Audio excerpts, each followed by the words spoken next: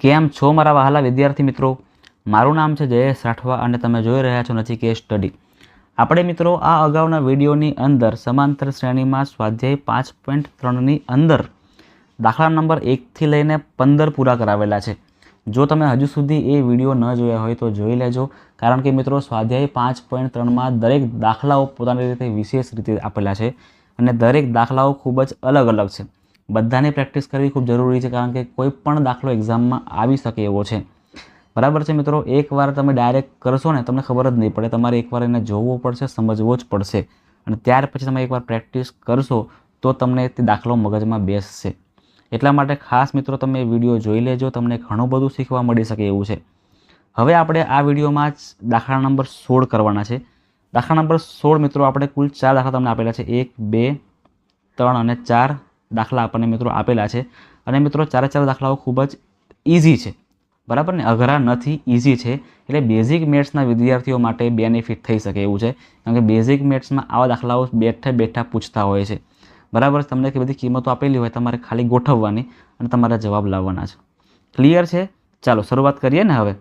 ચલો, દાખલા નંબર 1 આપણને આપેલ છે મિત્રો. a બરાબર 5, b બરાબર 3, an બરાબર 50. તો n અને sn ની કિંમત આપણે શોધવાની છે.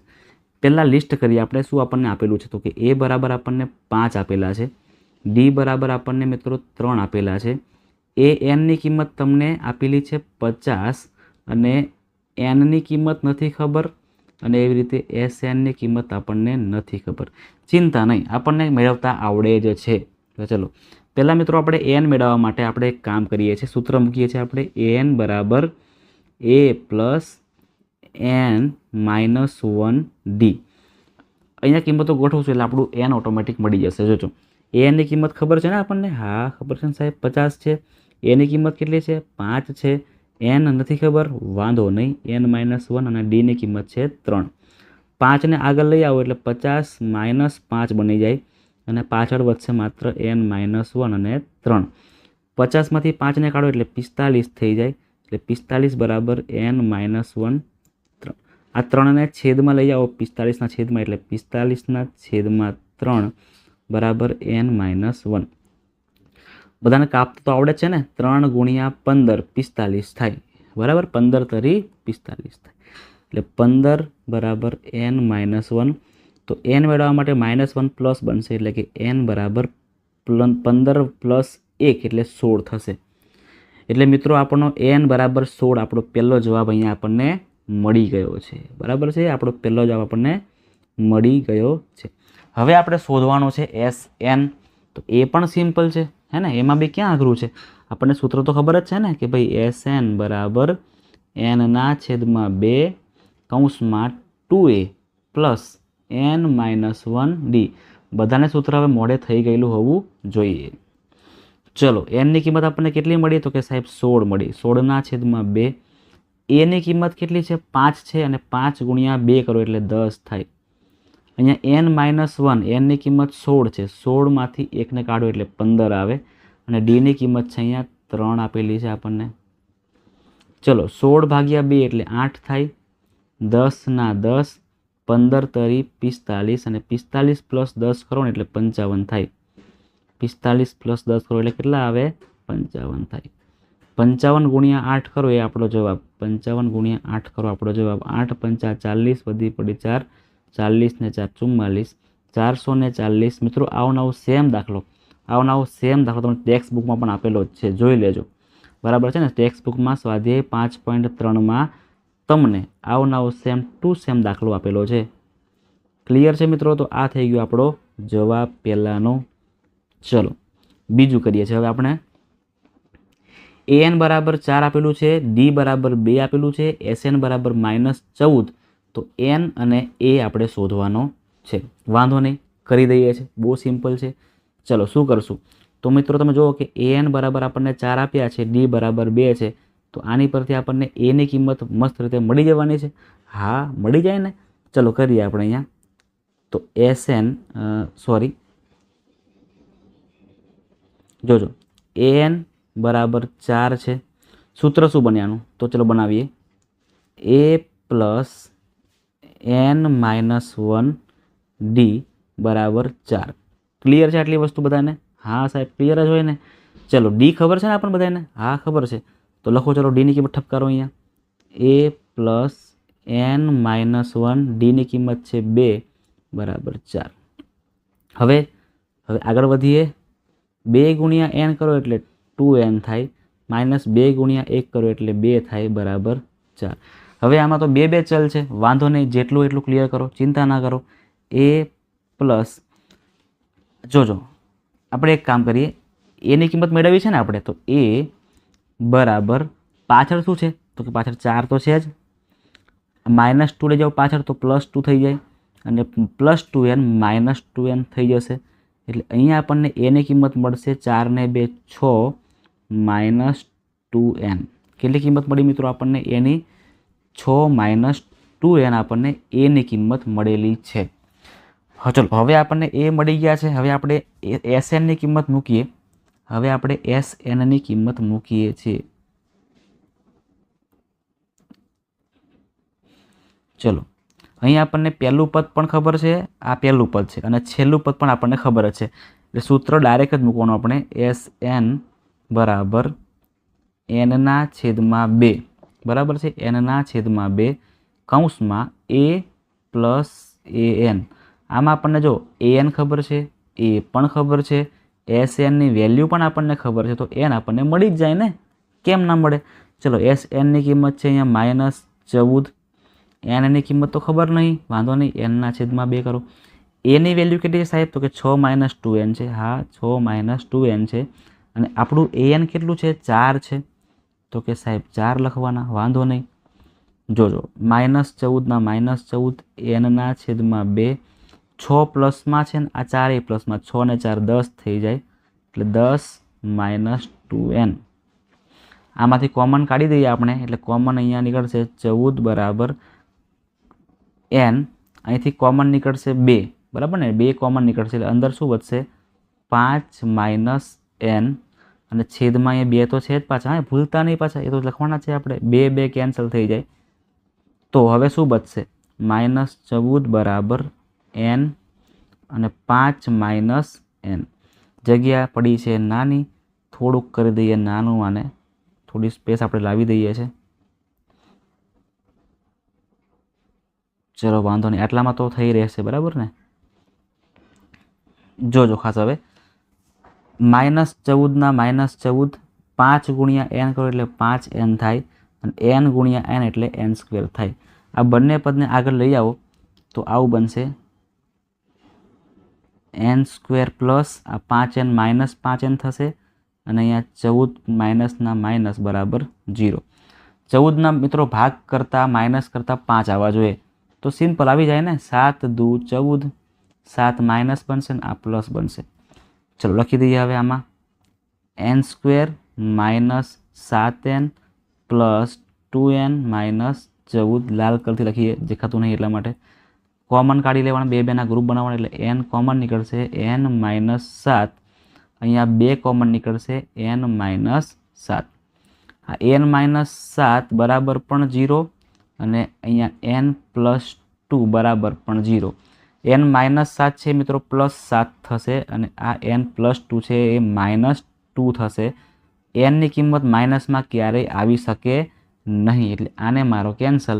એટલે n બરાબર 7 મિત્રો આપણો સાચો આન્સર થશે. અહીં આપણને nની કિંમત મળી ગઈ છે, આપણે એની કિંમત મેળવવાની છે.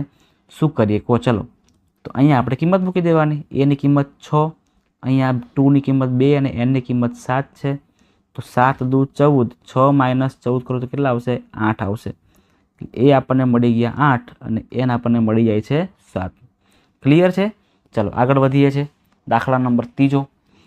અહીંયા આપણને a બરાબર 3 આપેલા છે, n બરાબર આપણને 8 આપેલા છે, અને SN આપણને આપેલા છે 192, અને આપણે ડીની કિંમત મેળવવાની છે. SN ખબર છે ને, એટલે આપણે SNની કિંમત ઠપકારવાની છે. ચલો SN બરાબર શું કરશું? તો કે સાહેબ n/2 મૂકો. હા મૂકીએ ને. પછી 2a, હા 2a પછી શું કરશું બોલો? n - 1 પછી d બરાબર છે. બધા મિત્રોને સૂત્ર આવડી ગયું છે. 192 SNની કિંમત, nની કિંમત આપણને ખબર છે ને 8, તો 8/2. એની કિંમત એ ખબર છે આપણને 3 અને 3 ગુણ્યા 2 એટલે 6 પ્લસ n એટલે 8 છે. 8માંથી 1 કાપો એટલે કેટલા વધશે અહીંયા 7d. 8/2 કરો એટલે 4 આપણને મળી જશે એટલે 192 બરાબર 4 કૌંસમાં અહીંયા 6 પ્લસ 7d થશે.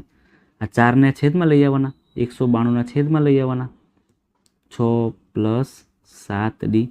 જો 4 ચોક 16, 3 વધશે 4 8 32, 48 થાય. આના ભાગ કરતાં 48 થાય. 6 પ્લસ 7d. 6ને આગળ લઈ જાઓ તો 48 - 6 બરાબર 7d. 48 - 6 કરો, ચાલો કેટલા આવે 42 થાય. 42 બરાબર 7d. તો 7d બરાબર 42. સો d બરાબર 42/7 કરી નાખવાના એટલે 6 આવશે. કેટલા આવશે? 6 × 7 = 42. This is our answer. D બરાબર આપણને કેટલા મળી ગયા? 6 મળી ગયા. ચલો દાખલા નંબર 6 પૂરો કરીએ પછી આપણે અહીંયા સ્ટોપ રાખીએ છીએ. પછી આપણે દાખલા બીજા વિડીયોમાં કરીશું, કારણ કે થોડાક મોટા છે અને વાર લાગે એવા છે અને ખાસ મિત્રો સમજવા પડે એવા છે. ચલો અહીંયા જુઓ, SANની કિંમત આપણને આપેલી છે અહીંયા 28. SNની કિંમત આપણને આપેલી છે અહીંયા 144 અને n આપણને ખબર જ છે. વાહ, મજા આવી ગઈ. 9. તો ઇઝી કામ થશે અહીંયા, બરાબર ને? ઇઝી કામ થશે. જો અહીંયા એ 9 કરવા પડે. એ 9 બરાબર a પ્લસ 8d. આવું કહેવાય. શું કહેવાય? એ 9 a પ્લસ 8d. અહીંયા આપણને એનની કિંમત ખબર છે કેટલી? 28. તો 28 બરાબર a પ્લસ 8d. ચલો અત્યારે આને પેક રાખો. અત્યારે આને પેક કરી દઈએ. આવનારું સેમ હવે આપણે SN માટે મૂકીએ છીએ. SN માટે અહીં કરી દઈએ કે SN બરાબર n/2 કૌંસમાં 2a પ્લસ n-1d. ચલો SNની કિંમત કેટલી છે? તો કે 144 છે. 144. nની કિંમત છે 9/2. અહીંયા તમે જુઓ કે એની કિંમત કેટલી છે? 9 છે ને? ના, નથી ખબર, વાંધો નહીં. તો 2a રાખવાના છે. n ખબર છે આપણને 9. 9 - 1 એટલે 8d થઈ જાય. આમાંથી મિત્રો 2 કોમન નીકળે, આમાંથી પણ 2 કોમન નીકળે એટલે જો આવું બનશે 144 બરાબર 9/2. અહીંથી 2 કોમન કાઢી લઈએ આપણે તો અંદર વધશે ખાલી a પ્લસ 4d. હવે અહીંયા કટ કરો તો 2 કેન્સલ થઈ જશે. ચલો શું બચે છે? અહીંયા સાઈડ પર કરી દઈએ છીએ ઉપરથી 144 બરાબર 9 a પ્લસ 4d. આ 9ને તમે છેદમાં લઈ આવી શકો છો ને? હા, લઈ આવી શકાય છે. ચલો 9ને છેદમાં લઈ આવો તો 144/9 બરાબર a પ્લસ 4d. ચલો 9 એકા 9. 9 એકા 9. કેટલા વધશે? બીજા 5. 9 × 6 = 54 એટલે કે 16 × 9 = 144 થાય. એટલે 16 બરાબર a પ્લસ 4d. ચલો ભાઈ આને પણ પેક કરી નાખો. હવે તમે મિત્રો લોપ કરો. ચલો સમીકરણ નંબર આપણું 1 કહેવાય અને સમીકરણ નંબર આપણું 2 કહેવાય. લોપ કરો એટલે આપણો જવાબ પાક્કો થઈ ગયો એવું સમજી લેજો. ચલો સમીકરણ 1 લખીએ છીએ આપણે 28 બરાબર a પ્લસ 8d અને અહીં લખીએ છીએ 16 બરાબર a પ્લસ 4d. અહીંયા માઇનસ કરવા પડશે આપણે. આને માઇનસ કરો, આને માઇનસ અને આને માઇનસ કરો. એ કેન્સલ.